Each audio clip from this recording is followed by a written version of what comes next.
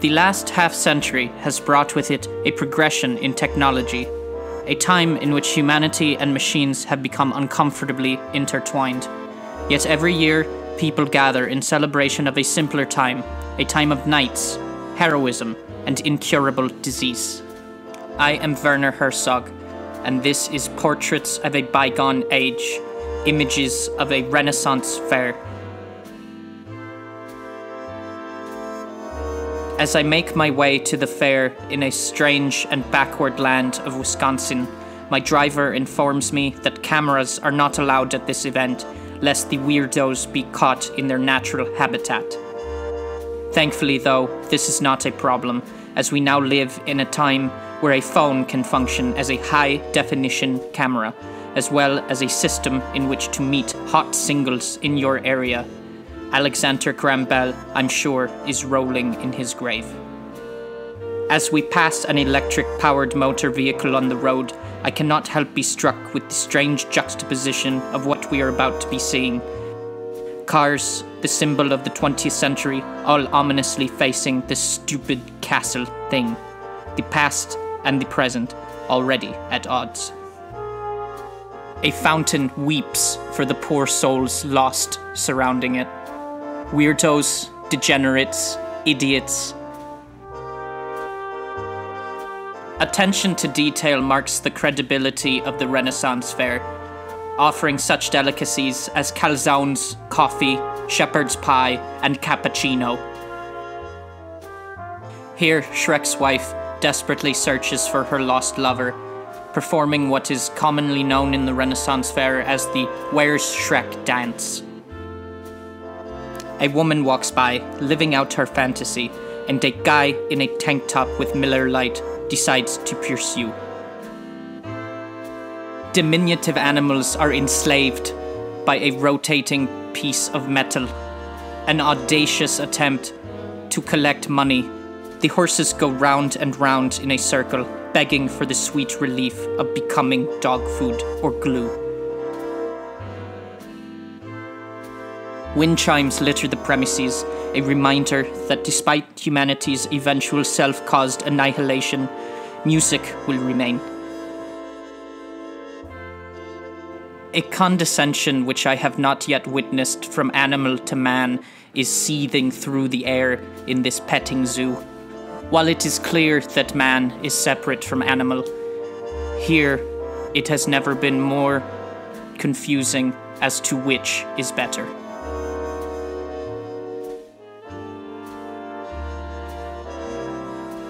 Even the people who have traveled miles to attend this event can only slightly feign interest in these three jackalopes dancing about and banging instruments in an almost caveman-like manner.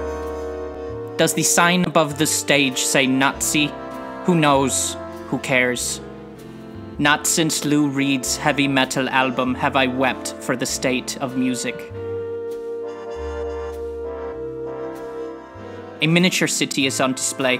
I must fight the urge to act like Godzilla.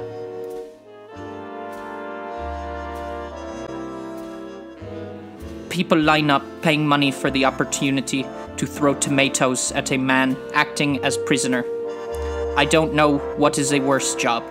To be the man being hit by the tomatoes, the man cleaning up the tomatoes, or the farmer providing tomatoes for this absurd spectacle. Either way, I cannot wait for my turn. A couple is dressed in armor made from beer cans, wanting to participate, but unwilling to remove the badge of alcoholism. I see a large amount of rope, if only I could find a light fixture and a chair. Here, a man dressed up as the Joker from Batman feasts on a corned dog. Nobody seems to care about the complete inappropriateness of his get-up. Such relics of ancient times are respected, such as cheesecake on a stick and Link from Legend of Zelda.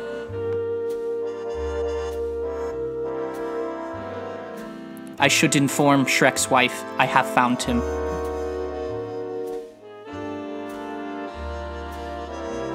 The horses have since been replaced by swings in an effort to lower expenses on hay and the removal of excrement, although the swings are frequently filled with the defecation of the participants.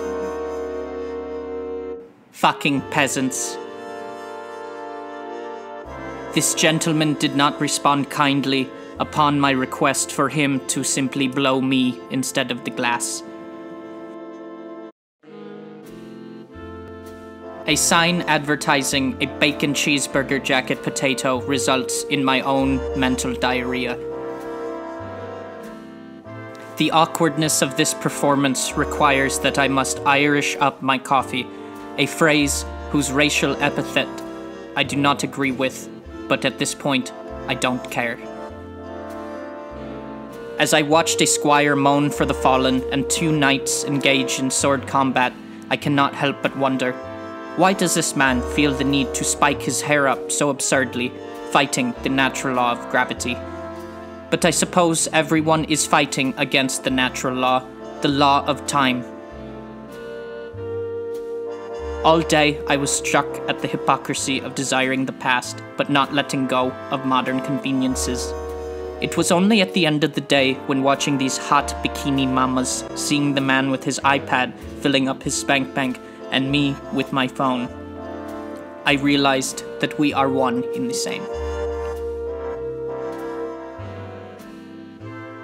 As I leave the premises, smokestacks can be seen in the distance, caused no doubt by the manufacturing of products. A sight which, despite being indicative of our eventual destruction, is comforting.